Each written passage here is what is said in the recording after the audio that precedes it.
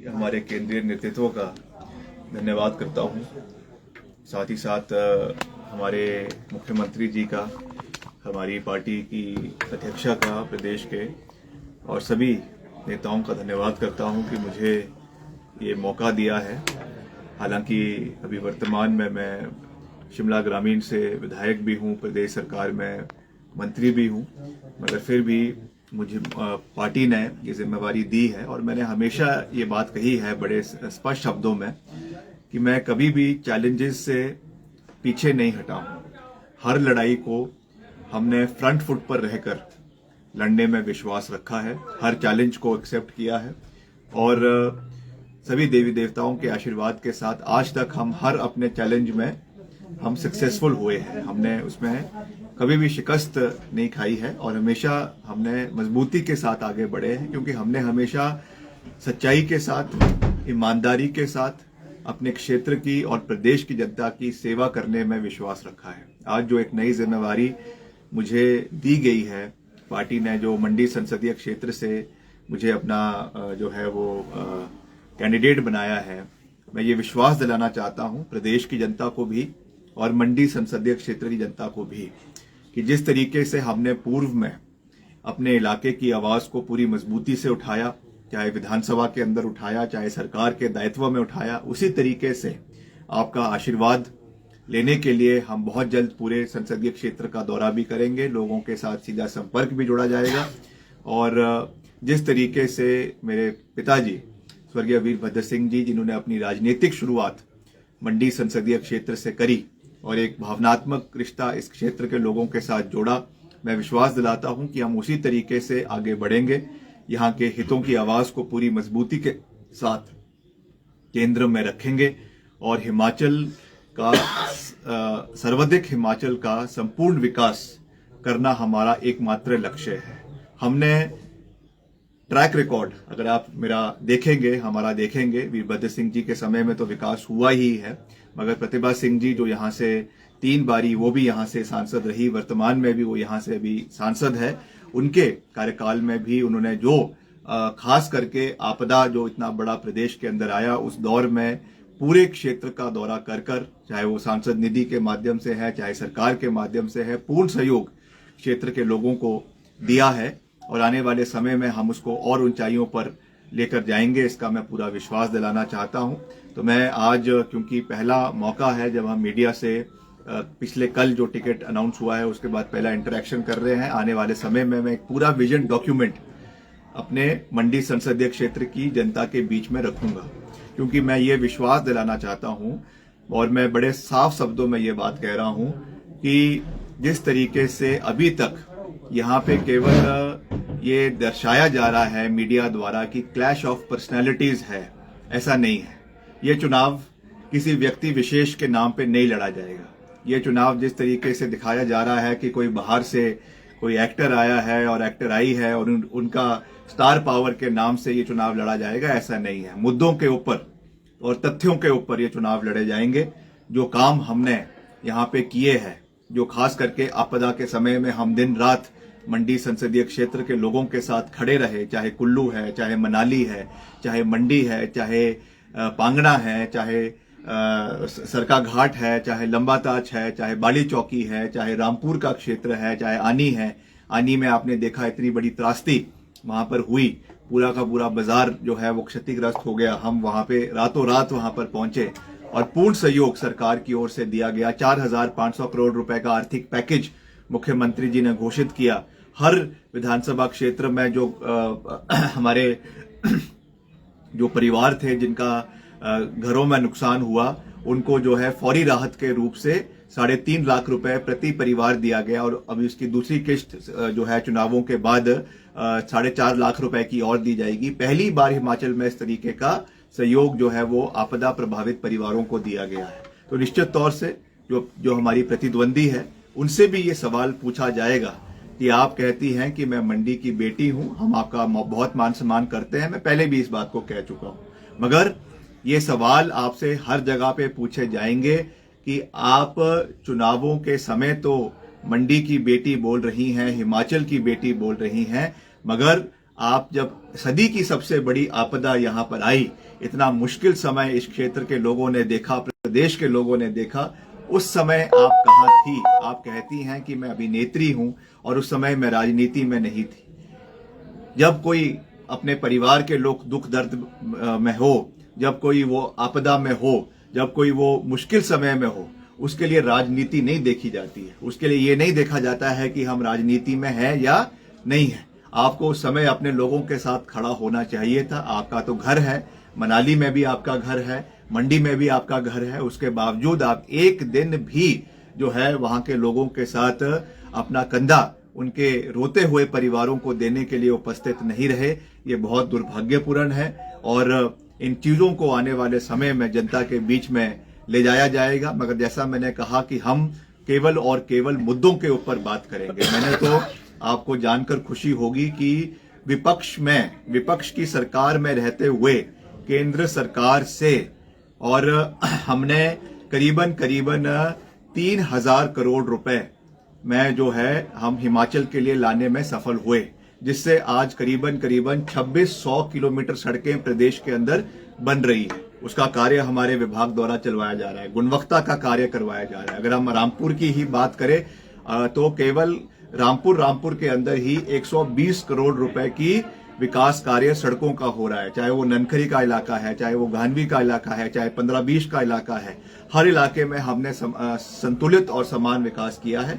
तो आज मैं इतना ही कहना चाहूंगा कि हम एक नई आगाज के साथ आगे बढ़ेंगे, एक नई सोच के साथ आगे बढ़ेंगे और जो ये ताकतें जो ये कह रही हैं कि कांग्रेस पार्टी हिंदू विरोधी है, उनको मैं याद दिला देना चाहता हूं कि मां बीमा काली के आशीर्वाद के साथ और खास करके प्रभु राम के आशीर्वाद के साथ, जिनका मैं विशेष आशीर्वाद जो है अयोध्या से लेकर आया हूं, मैं ये बात पूरी मजबूती से कह सकता हूं कि हम मंडी संसदीय क्षेत्र को जीतेंगे, बहुमत के साथ जीतेंगे। और जो इनके पास पैसे की कोई कमी नहीं है, धन बल की कोई कमी नहीं है, मगर ये चुनाव जन बल के ऊपर लड़ा जाएगा, जनता के मुद्दों के ऊपर लड़ा जाएगा और अंततः जो है वो सत्य की जीत होगी और यहां से एक नया इतिहास रचा जाएगा और हम मिलकर यहां की आवाज को आने वाले समय में दिल्ली के अंदर उठाएंगे और एक अलग देश के मानचित्र पे मंडी संसदीय क्षेत्र का एक अलग चेहरा आने वाले समय में उभरेगा।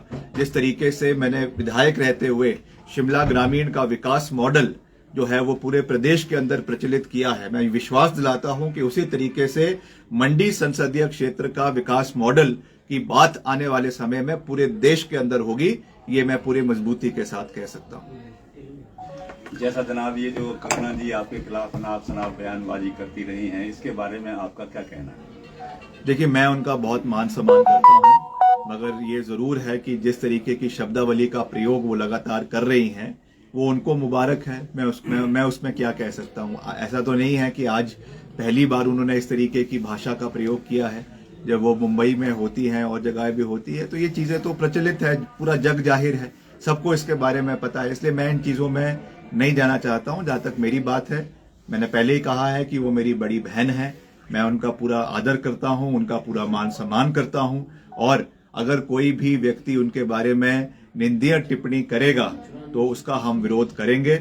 मगर ये जरूर है कि कठिन सवाल उनको पूछे जाएंगे।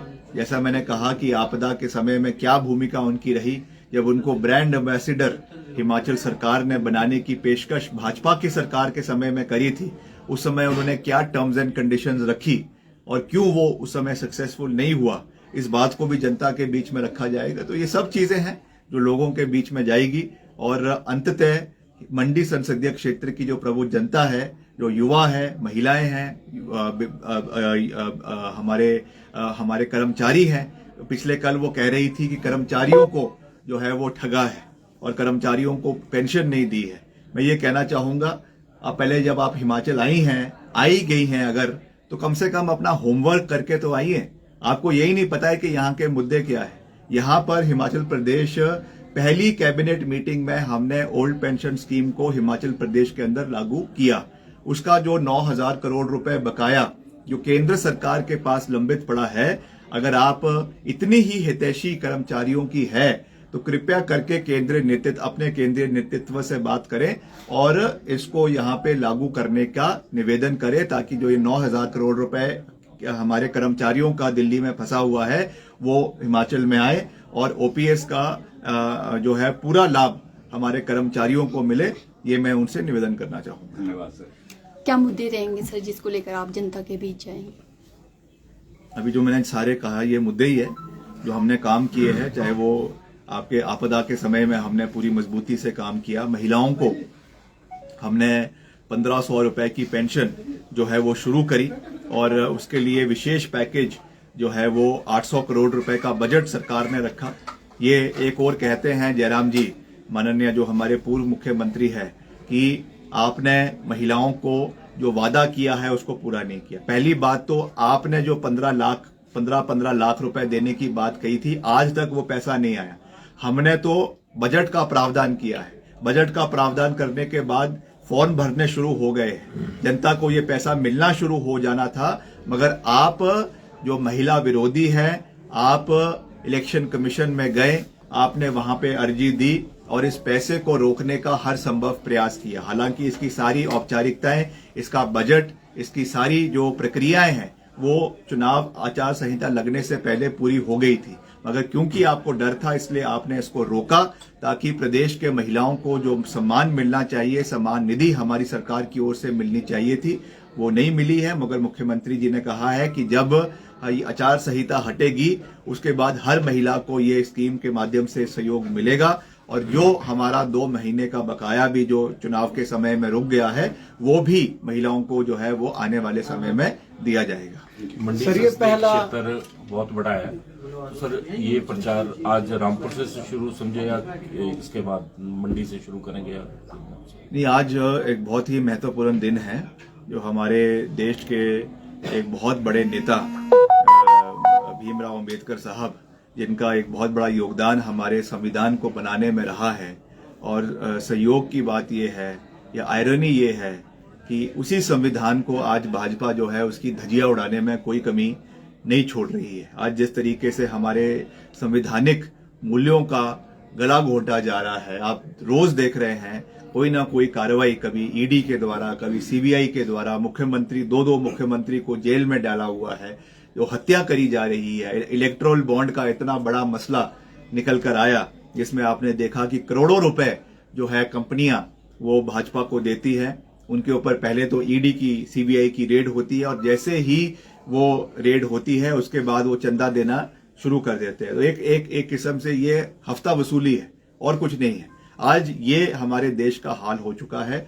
तो इसके खिलाफ हमको लड़ाई लड़नी है, मजबूती से लड़नी है और इन सब चीजों को हम आगे रखेंगे। आज उसी सोच के साथ जो हमारे, जैसा मैंने कहा, भीमराव अंबेडकर जी की जयंती के ऊपर आज ये कार्यक्रम यहाँ पे आयोजित किया गया है।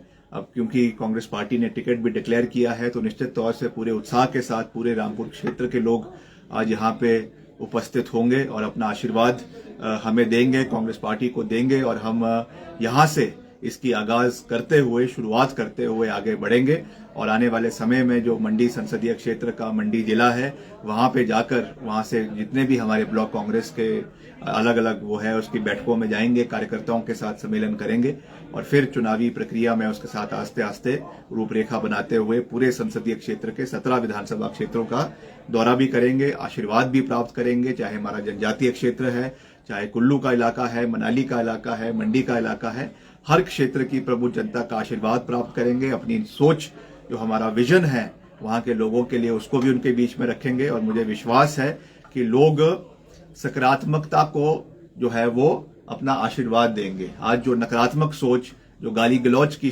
सोच, जो अभद्र टिप्पणियों की सोच चल रही है, ये लोग इस चीज को जो है इसकी सराहना नहीं करते हैं। इसलिए हमें मुद्दा आधारित बात करनी है, सबका मान सम्मान रखना है और आगे बढ़ना है और आशीर्वाद लेना है। सर, ये पहला इलेक्शन है आपका और कितनी कमी आप फील कर रहे हैं राजा साहब की, और एक जनता को मैसेज? नहीं, पहला इलेक्शन तो मेरा सांसद के रूप में है। इसके पहले मैंने 2 चुनाव लड़े हैं और मुझे सफलता उसमें प्राप्त हुई है, मगर ये एक नई भूमिका में ये चुनाव लड़ा जा रहा है। तो निश्चित तौर से स्वर्गीय राजा वीरभद्र सिंह जी आज हमारे बीच में नहीं है, मगर उनका आशीर्वाद हमारे साथ है और जनता के अंदर जो उनका प्यार है, मान सम्मान है, जो उन्होंने काम इस संसदीय क्षेत्र में और पूरे हिमाचल के अंदर किए हैं, वो लोगों के बीच में है। उसी को आगे ले जाना हमारा कार्य है हमारा विशेष अधिकार है और उन्होंने ही हमें ये सोच दी है कि हमें दलगत राजनीति से ऊपर उठकर काम करने हैं और सही का समर्थन, गलत का विरोध करना है। इसी सोच के साथ जैसा मैंने आपको कहा कि हम 3000 करोड़ रुपए के विकास कार्य पिछले 1 साल के अंदर अपने विभाग के माध्यम से, सरकार के माध्यम से प्रदेश के अंदर करने में सफल हुए हैं। तो इसी सोच के साथ हम आगे बढ़ेंगे। हिमाचल और हिमाचलियत के मुद्दे को जैसे मैंने हमेशा प्रदेश स्तर पे उठाया है, वैसे ही आने वाले समय में यहाँ के मसलों को हम पूरी प्राथमिकता से केंद्र में उठाएंगे। इसका मैं पूरा विश्वास दिलाना चाहता हूँ। Thank you.